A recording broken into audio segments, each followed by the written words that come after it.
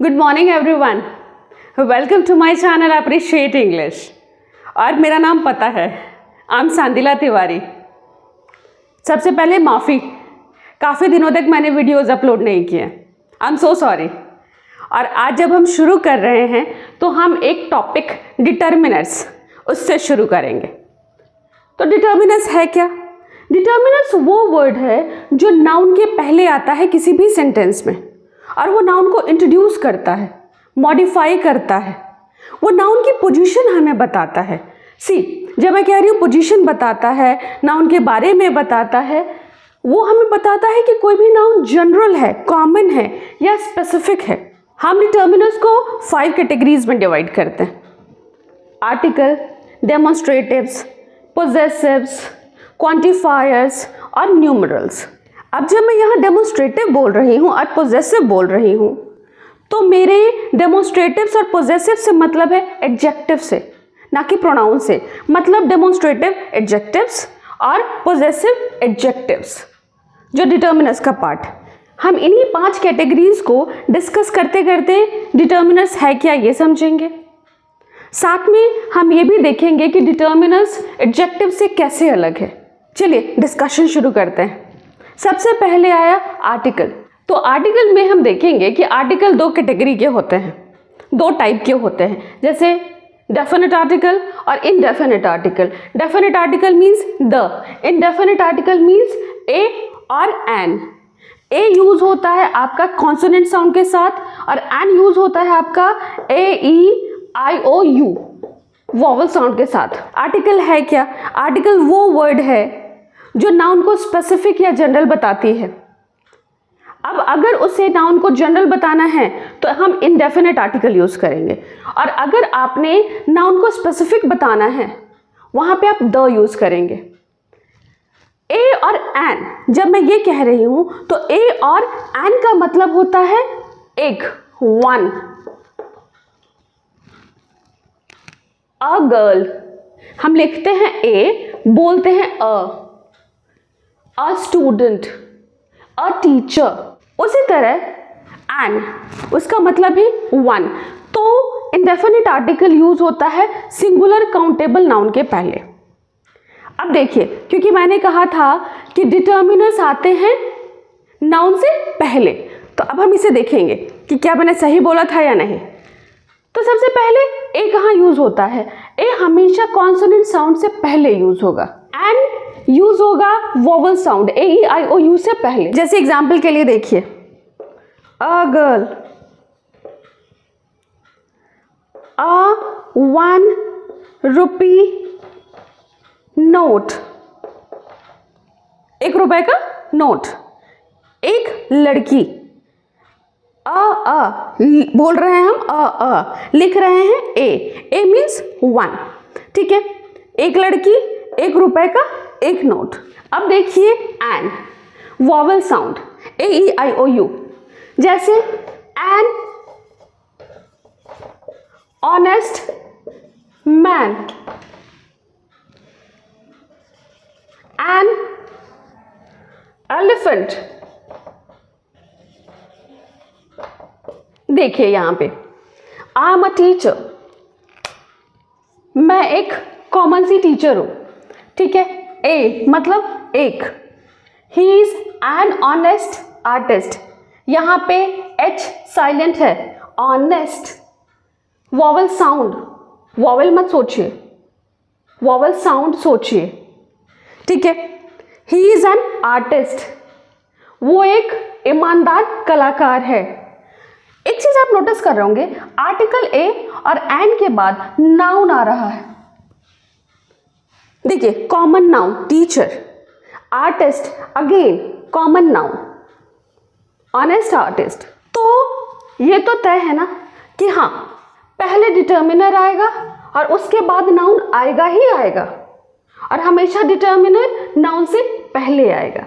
अब हम आते हैं डेफिनेट आर्टिकल द की तरफ। द, जैसे मैंने पहले ही कहा था, द किसी भी नाउन को स्पेसिफिक बताता है। ये यूज होता है किसी भी स्पेसिफिक नाउन से पहले। जैसे the boy scored good marks in history, हम किसी एक ऐसे लड़के की बात कर रहे हैं जो हिस्ट्री में बड़े अच्छे मार्क्स लेकर आया है। तो ये कोई साधारण लड़का नहीं है, ये हिस्ट्री में बहुत अच्छे मार्क्स लाने वाला लड़का है, इसको बहुत सारी डेट्स याद होंगी। जहाँ पे हमने ये बताना हो कि हाँ जी हम नाउन को ऑलरेडी जानते हैं कि ये नाउन कौन सा है, उस नाउन को ऑलरेडी या तो हम यूज़ कर चुके हैं या तो हमें उसके बारे में पता है, वहाँ पे भी हम द यूज़ करेंगे। जैसे एग्जाम्पल देखिए, Ram is the boy who ran fast. कौन सा लड़का दौड़ा, तेज तेज से दौड़ा? Ram.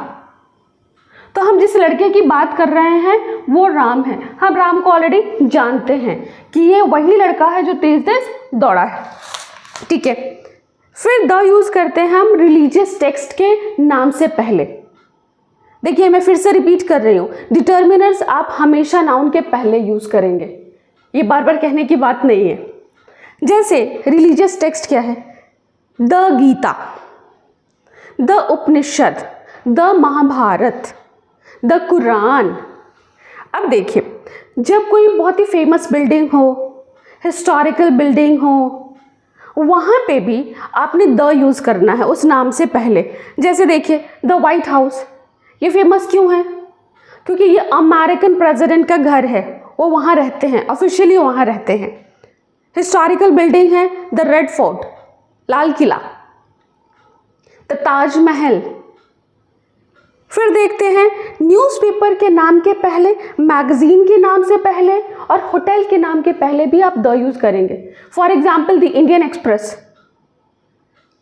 The India today, hotel the Taj hotel. जब आपको हिस्ट्री के स्पेसिफिक पीरियड के बारे में या किसी इवेंट के बारे में बात करना है, वहाँ पे भी आप द यूज़ करेंगे। जैसे द रोमांटिक एज, जब कोई प्रॉपर नेम प्लूरल फॉर्म में होगा, वहाँ पे भी आप द यूज़ करेंगे। द फ्रेंच, मैं द फ्रांस नहीं बोल रही हूँ, मैं द फ्रेंच बोल रही हूँ, क्योंकि फ्रेंच एक प्लूरल टर्म है, प्रॉपर नेम ज़रूर है बट प्लूरल है। जब आप डायरेक्शंस के बारे में बात कर रहे हैं, वहाँ पे भी आप द लगाएंगे। The east, the west. फिर आप रिवर्स, डेजर्ट्स, माउंटेन रेंजेस, इस तरह के जोग्राफिकल लोकेशंस के बारे में बात कर रहे होंगे तो आप द यूज़ करेंगे। For example the Ganga river, the Thar desert, the Aravalli. आप सुपरलेटिव एडजेक्टिव से पहले भी द यूज़ करेंगे। अब सुपरलेटिव एडजेक्टिव होता क्या है? अगर आप एडजेक्टिव टॉल के बारे में सोचें तो पॉजिटिव डिग्री क्या आएगी? पॉजिटिव डिग्री आएगी टॉल, कंपैरेटिव आएगी टॉलर, सुपरलेटिव आएगी टॉलेस्ट। उससे पहले भी आप द यूज़ करेंगे। ऐसे कंट्रीज़ जिनके नाम प्लूरल फॉर्म में हैं, उनके आगे भी आप द लगाएंगे। जैसे द फिलीपींस, द नीदरलैंड्स। और ऐसे कंट्रीज़ जिनके नाम के साथ स्टेट्स, किंगडम या रिपब्लिक जैसे वर्ड्स आते हैं, उनके आगे भी आप द लगाएंगे। For example the United states of America, the United kingdom, the Republic of Congo. और एक चीज़ और नोटिस करने वाली बात है, आप कहाँ द बोलेंगे और कहाँ दी बोलेंगे, इसको लेकर कभी कभी कंफ्यूजन होती है कुछ लोगों को। सी, कॉन्सोनेंट साउंड से पहले हमने द बोलना है, द रिवर। और वॉवल साउंड से पहले हमने दी बोलना है, the United states of America. यहाँ देखिए the consonant sound, the Republic of Congo. फिर देखिए vowel sound, the United kingdom. अब हम देखते हैं डेमोन्स्ट्रेटिव्स को, पर इसे डिस्कस करने से पहले मैं बता दूं कि डेमोन्स्ट्रेटिव प्रोनाउन हम नहीं डिस्कस कर रहे हैं। यहाँ डिटर्मिनर्स के अंदर डेमोन्स्ट्रेटिव का मतलब डेमोन्स्ट्रेटिव प्रोनाउन से नहीं है, डेमोन्स्ट्रेटिव एडजेक्टिव से। अब देखिए, अब डेमोन्स्ट्रेटिव एडजेक्टिव से क्यों है?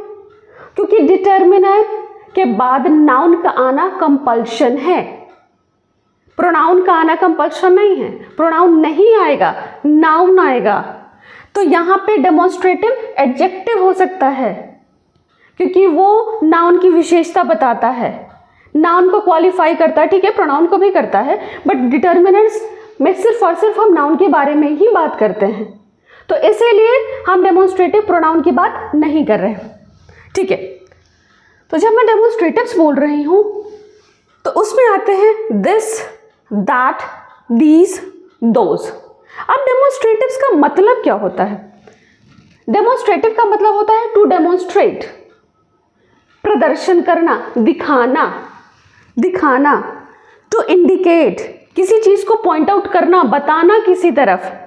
फॉर एग्जाम्पल, हाँ this is the man who robbed us yesterday, ये वही बंदा है जिसने कल हमको उल्लू बनाया था, हमें लूटा था।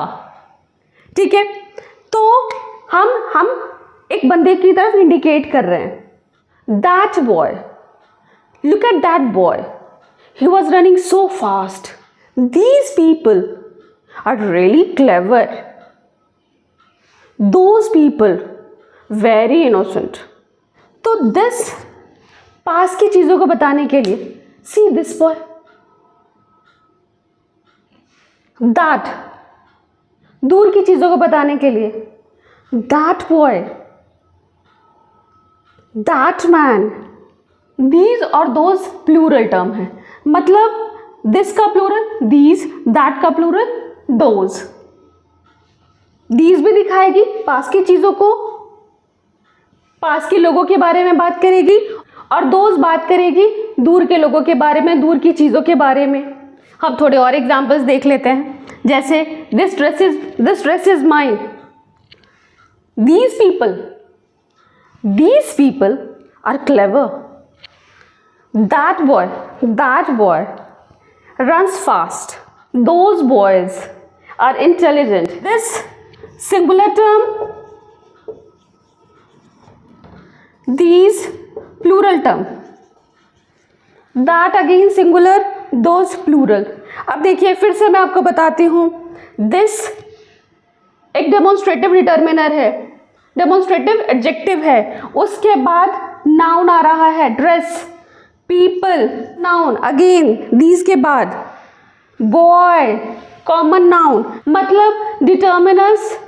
डेफिनेशन सोचिए, डिटर्मिनर्स नाउन के पहले आएंगे। अब जो मैंने ये कह दिया कि हमने डेमोन्स्ट्रेटिव एडजेक्टिव्स यूज कर लिए हैं, तो यहाँ से आपको कंफ्यूजन होगा कि डिटर्मिनर्स और एडजेक्टिव्स एक ही हैं। ऐसा नहीं है, डिटर्मिनर्स और एडजेक्टिव्स अलग अलग टर्म्स हैं। देखिए क्या डिफरेंसेस है उनमें। एडजेक्टिव हमें पता है कि वो नाउन या प्रोनाउन को क्वालिफाई करता है, नाउन या प्रोनाउन की विशेषता बताता है, और डिटर्मिनर हमेशा नाउन को इंट्रोड्यूस करता है, उसे मॉडिफाई करता है, और नाउन के पहले यूज होता है। तो यहाँ पे एडजेक्टिव को देखते हैं। एडजेक्टिव नाउन के पहले भी आ सकता है और नाउन के बाद में भी आ सकता है, लेकिन डिटर्मिनर हमेशा नाउन के पहले आएगा। जैसे देखिए example, the man is clever, यहाँ पे क्लेवर एडजेक्टिव है, इसके बाद कोई भी नाउन है क्या? नहीं है। बट अगर हम इस सेंटेंस को देखें, Rima is a lovely girl, तो लवली के बाद गर्ल है, नाउन है, कॉमन नाउन। अगर मैं इस sentence the man is clever को यहाँ रख दूँ डिटर्मिनर्स वाले में, तो भाई क्लेवर के बाद नाउन ही नहीं है, मतलब डिटर्मिनर का डेफिनेशन ही मैं गलत बोल दूंगी अगर मैं ऐसा करती हूँ तो। एक हो गया। दूसरा, एडजेक्टिव नाउन और प्रोनाउन दोनों की विशेषता बताता है, और जैसा कि मैंने कहा डिटर्मिनर हमेशा नाउन को इंट्रोड्यूस करता है, मॉडिफाई करता है, नाउन की बात करता है, उसे प्रोनाउन से कोई लेना देना नहीं है। जैसे देखिए, हाउ प्रिटी शी इज, ठीक है। अब यहाँ पे हम ये लाइन नहीं यूज कर सकते, ये सेंटेंस नहीं यूज करते, बिकॉज यहाँ पे प्रोनाउन शी यूज हुआ है, पर्सनल प्रोनाउन। अब तीसरा डिफरेंस देखिए, एक सेंटेंस में दो या दो से ज्यादा एडजेक्टिव्स यूज हो सकते हैं, लेकिन डिटर्मिनर के केस में एक सेंटेंस में सिर्फ और सिर्फ एक डिटर्मिनर यूज होगा। फॉर एग्जाम्पल देखिए, he is a short man, determiner, ठीक है, अ आर्टिकल। अब देखिए एडजेक्टिव्स के बारे में, those short but intelligent women work for the English newspaper. यहाँ पे शॉर्ट एडजेक्टिव है, इंटेलिजेंट एडजेक्टिव है। आई थिंक यहाँ से अब आपको एडजेक्टिव और डिटर्मिनर्स के बीच का डिफरेंस क्लियर हो गया होगा। तो आगे बढ़ते हैं पोजेसिव्स की तरफ। पोजेसिव्स मीन्स वो वर्ड्स जो पोजेशन शो करते हैं, मतलब ऑनरशिप दिखाते हैं। अब पोजेसिव्स के केस में भी मैं कह रही हूँ कि आपने पोजेसिव एडजेक्टिव्स यूज करने हैं, प्रोनाउन नहीं। पोजेशन तो हमने दिखानी है, लेकिन डिटर्मिनर कंसेप्ट कि नाउन तो चाहिए चाहिए डिटर्मिनर के बाद, मतलब पोजेशन हमने दिखाना है, बट पोजेशन किस चीज़ का दिखाना है? नाउन का। और यहाँ अगर हमने पोजेसिव प्रोनाउन यूज़ कर लिया तो वो तो नाउन को रिप्लेस कर देगा। जैसे एक एग्जाम्पल से देखिए, शी इज़ माइन, वो मेरी है। माई सिस्टर इज रश्मि, मेरी बहन रश्मि है। माई के बाद हमने चाहिए नाउन। यहाँ पे देखिए शी इज़ माइन, माइन के बाद कोई नाउन आया क्या? उल्टा रिप्लेस कर दिया मैंने रश्मि को। बट यहाँ तो हमने चाहिए डिटर्मिनर्स के बाद हमने तो नाउन चाहिए, वरना हमारा डिटर्मिनर का कंसेप्ट ही खत्म हो जाएगा। ठीक है, तो अब हम पोजेसिव प्रोनाउन को देते हैं मिटा और हम डिस्कस करते हैं पोजेसिव एडजेक्टिव को। तो पोजेसिव्स पोजेशन या ऑनरशिप दिखा रहा है, my, your, his, her, our, their, its. Example के थ्रू देखते हैं। ठीक है, she is my sister, my sister, देखिए माई पोजेसिव्स है, उसके बाद फिर से नाउन आ रहा है। Your house is big, your, ठीक है, पोजेसिव है लेकिन हाउस नाउन आ रहा है। हिज, ब्रदर आ रहा है उसके बाद। इवन यहाँ पे देखिए, ये सेंटेंस तो मैंने छोड़ ही दिया। The system is to serve its people, its people, her, intelligence, abstract noun. इस तरह से आप सारे सेंटेंसेस पे देखिएगा। Even our, business, there, goal. Possession के बाद, पोजेसिव वर्ड्स के बाद नाउन तो आ ही रहा है, तो ये है पोजेसिव एडजेक्टिव का केस। बट यहाँ पे हम इसे पोजेसिव एडजेक्टिव नहीं कहेंगे, इसे हम यहाँ कहेंगे पोजेसिव डिटर्मिनर्स। पोजेसिव डिटर्मिनर्स या पोजेसिव्स और डेमोन्स्ट्रेटिव्स या demonstrative determiners. Please don't call it possessive adjective.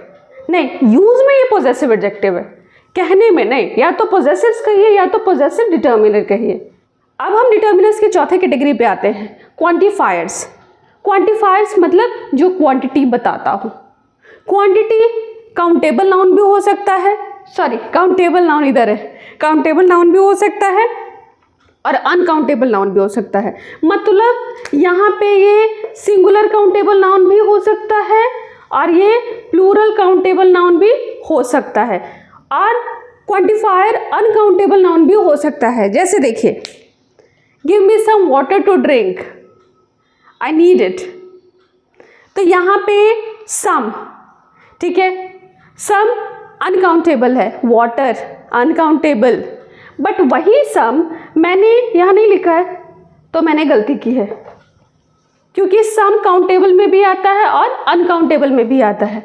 तो यहाँ वापस से जब मैं यहाँ सम लिख रही हूँ तो यहाँ इसका मतलब है काउंटेबल। जैसे some boys were cheating in the class during examination, कुछ लड़के चीटिंग कर रहे थे, ठीक है। तो सम अनकाउंटेबल में भी आएगा और काउंटेबल में भी आएगा। सेम उसी तरह से एनी काउंटेबल में भी आएगा, अनकाउंटेबल में भी आएगा। Few, many, several, each, both. जब मैं कह रही हूँ फ्यू तो ये छोटे नंबर के लिए आ जाएगा और मैनी एक बड़े नंबर के लिए आएगा, और सेवरल फ्यू से बड़ा और मैनी से थोड़ा छोटा, ठीक है। उसके बाद ईच आपको पता है, जब हम हर एक इंडिविजुअल के को इंडिकेट करना चाहे, बोथ दो के केस में यूज होता है, ठीक है। अब little uncountable, I have little money, ठीक है। मच अनकाउंटेबल, सम और any countable as well as uncountable.